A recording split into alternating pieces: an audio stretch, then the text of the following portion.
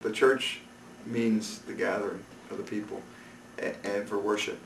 And so the way our church is built is the altar is easily the focus. The altar in the ambo, or the lectern, will be easily the focus of our attention when Mass is being celebrated. When Mass is not being celebrated, there are other times that people come into the church just to pray. And then the focus of the attention is the presence of the Lord reserved in the Blessed Sacrament, which is in the center also. And I definitely would prefer that it be in the center, because I think that communicates a message that Christ is at the head of the table. But there are really two other places where Christ is present in the church, as well as at the reserved sacrament and at the altar. He's also present in the Word. So that's why the ambo needs to be a place where the Word is spoken and where the homilies are preached. That needs to be a place that carries with it a sense of dignity too. The fourth place where Christ is present is in the people.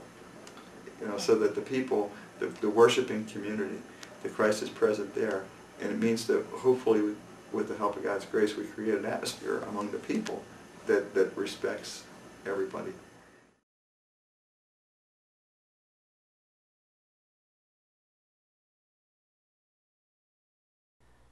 In November of 1967, the Archdiocese hired inspectors to examine the 103-year-old structure that St. John Parish called home. It was determined that the building was unsafe because the walls were leaning outward and that over time the roof would become increasingly unstable. The church was close to the railroad tracks. The school was closer to the railroad tracks. That led eventually, after 100 years, to a condemnation of the church. Through the years, it just pulled the buttresses away. Reverend Francis McGuire celebrated the last Mass in the soon-to-be condemned building in February of 1968. Over the next year, Western Maryland College graciously offered the use of Baker Memorial Chapel for Sunday Masses.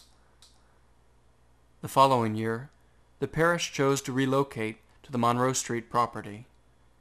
In May of 1971, the new pastor, Reverend Joseph Anashevsky, broke ground for the new church.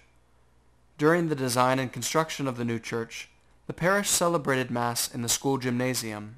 The Dells, my uncle, Cleveland Dell, and his family, and myself periodically would go over, and before the Saturday Mass would set up a couple hundred chairs in the gymnasium. On the spring afternoon of April 23, 1972, Cardinal Sheehan dedicated the new St. John Church. The octagon shape and low ceilings of the new church were indicative of the architecture of the 1960s and 70s. Originally designed to hold up to 850 people, the best feature of the new structure would be the intimacy it allowed the gathered faithful. With no seat in the building more than 16 rows from the sanctuary, the church would include the altar, baptismal font, and Sacred Heart of Jesus statue from the Main Street Church, but would have very little in common with its 107-year-old counterpart. We had an open vote on the type of church we were going to have. The committee worked up several types. And don't forget, this was also in the period of the 60s and 70s. And when people were getting used to change, everything was changing. Some of the statues, stained glass, and many other ambient pieces of history from Main Street, endured by divine providence.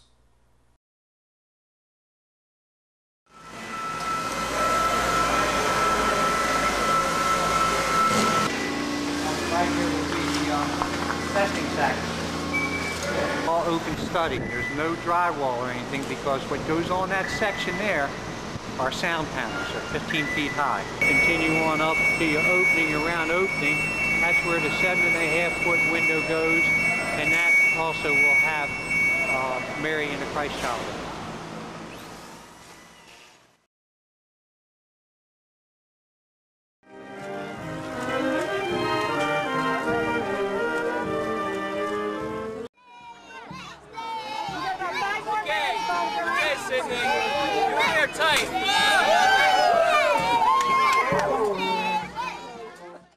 Father Brian brings a wonderful, youthful, and energetic talent to our parish.